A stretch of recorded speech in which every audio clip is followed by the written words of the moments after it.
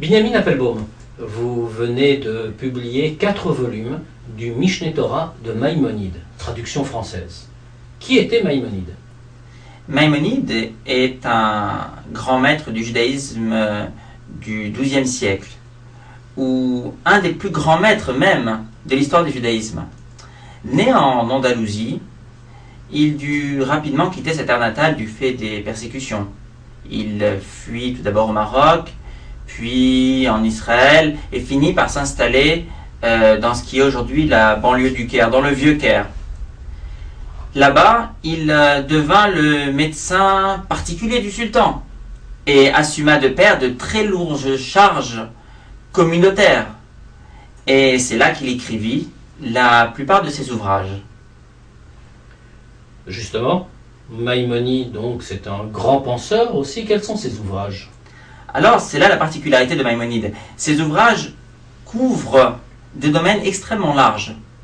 On ne peut oublier de parler du Guide des égarés, le fameux Moreh Nevuchim, qu'on pourrait traduire plus exactement par Guide des perplexes, réponse aux grandes questions de la philosophie d'Aristote.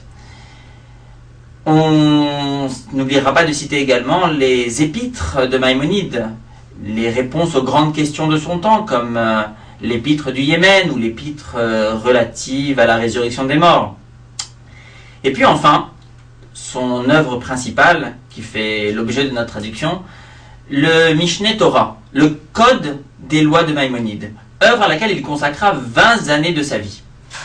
Vous avez donc choisi la traduction du Mishneh Torah de préférence à toutes ses autres œuvres. Pourquoi ce choix?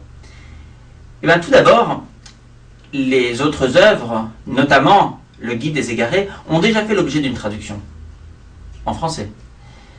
Le Mishneh Torah, lui, s'il a été traduit dans d'autres langues, comme en anglais, n'a jamais fait l'objet d'une traduction française. Or, comme on vient de le dire, c'est l'œuvre majeure de Maïmonide, à laquelle lui-même s'identifie. On appelle aujourd'hui communément cette œuvre le Rambam, sur le nom même de Maïmonide, Rabbi Moshe ben Maïmon. Puis pour comprendre l'apport de cette œuvre, il faut en revenir à son nom. Comment s'appelle-t-elle? Mishneh Torah. Mishneh Torah signifie répétition de la Torah, répétition de la loi. C'est qu'en réalité, la loi juive est une loi, on va dire, en deux parties. D'une part, il y a la loi écrite, la Torah, telle que nous la connaissons, et puis il y a la loi orale, transmise de génération en génération, et déposée dans le Talmud. Et il faut bien comprendre que les Juifs de l'époque n'ont qu'un seul écrit de référence, c'est le Talmud. Or, le Talmud est extrêmement complexe.